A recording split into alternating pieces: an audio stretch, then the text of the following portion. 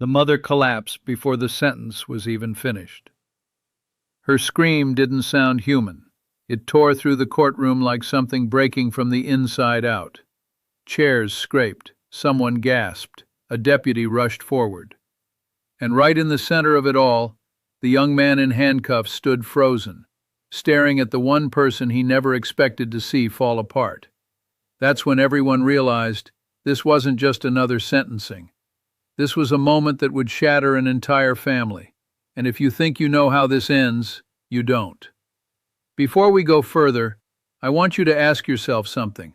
How far should justice go when the person on trial has already destroyed their own family?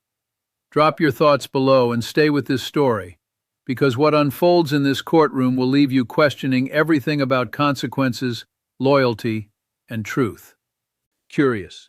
The defendant stood at the center, barely 20 years old, but dressed like he belonged in a different world. Crisp white shirt, expensive watch, hair perfectly styled, like this was some kind of appearance, not a reckoning. His jaw was tight, but his eyes still carried that same defiance, that same belief that he was untouchable. Behind him, his family filled an entire row, his mother clutching tissues, his younger sister trembling, barely holding herself together, his father sitting rigid, arms crossed, refusing to look at anyone.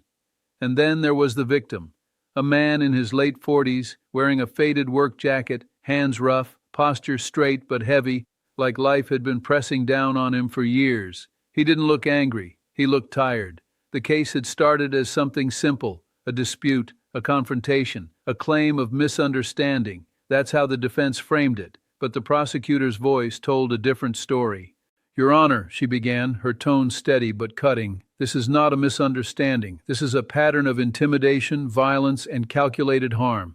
The courtroom shifted, subtle, quiet, but undeniable. The defendant smirked, actually smirked, and that's when everything started to unravel. The first piece of evidence was CCTV footage, grainy, distant, but clear enough. The victim walking out of his small shop late at night, the defendant approaching him, words exchanged, then a shove, then another, then something darker. The footage cut before it escalated further, but it was enough.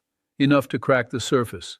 Still, the defendant leaned back, whispering to his attorney, shaking his head like it was all exaggerated. "People fight," he muttered, loud enough to be heard. "He's acting like I ruined his life." The courtroom went silent. Not quiet, silent. The kind of silence that makes people stop breathing, because they knew.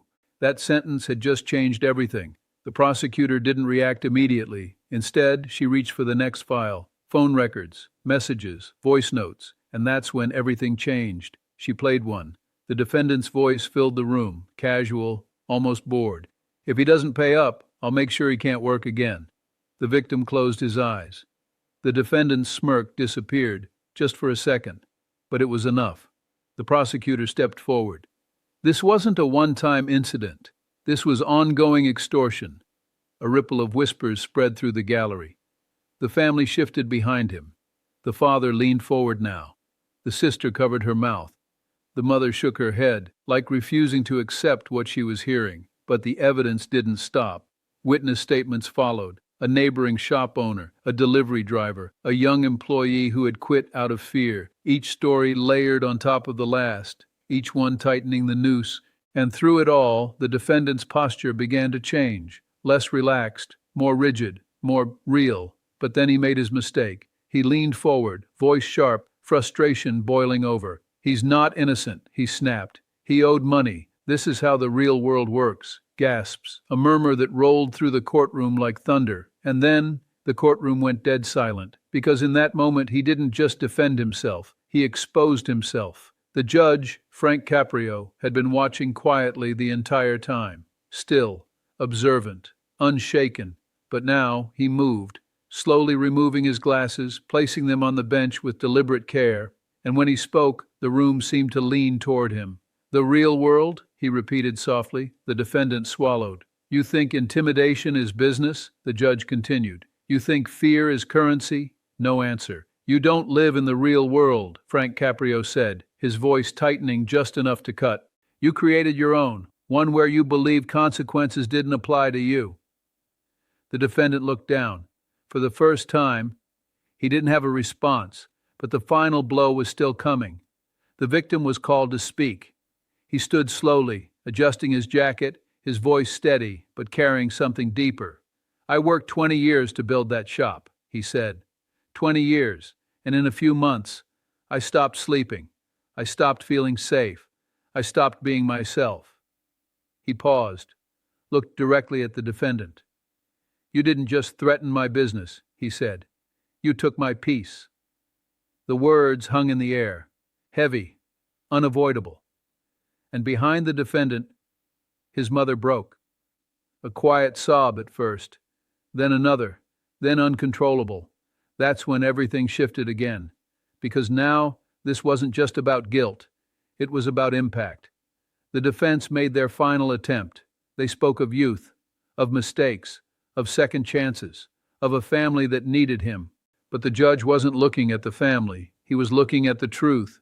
He leaned forward, hands clasped, voice calm but devastating. "You stood there and treated another human being's life like it was negotiable," Frank Caprio said. "Like it could be pressured, manipulated, controlled." The defendant's breathing changed, faster now, shallower.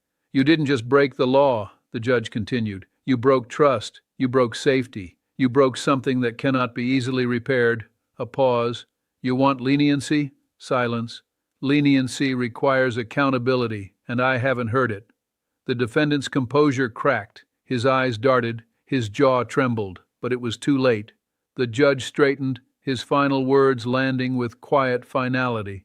"Justice is not measured by sympathy for the offender," he said. "It is measured by protection for the innocent." The courtroom held its breath. 25 years. The mother screamed again. The sister buried her face. The father didn't move, and the defendant collapsed, not physically, but everything else. The arrogance, the certainty, the illusion, gone. "I didn't think," he started, his voice breaking, but the judge had already lifted the gavel. That was the problem. The strike echoed, sharp, final, and just like that, it was over. Weeks later, the story spread far beyond that courtroom.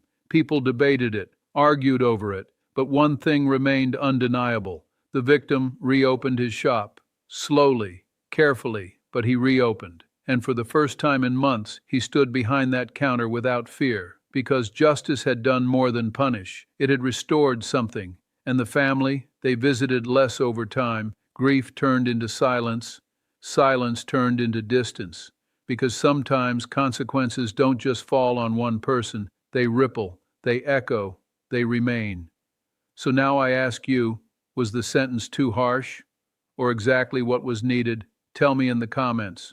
And if you believe stories like this matter, if you believe justice should be seen, felt, and remembered, make sure you like, subscribe, and share this with someone who needs to hear it.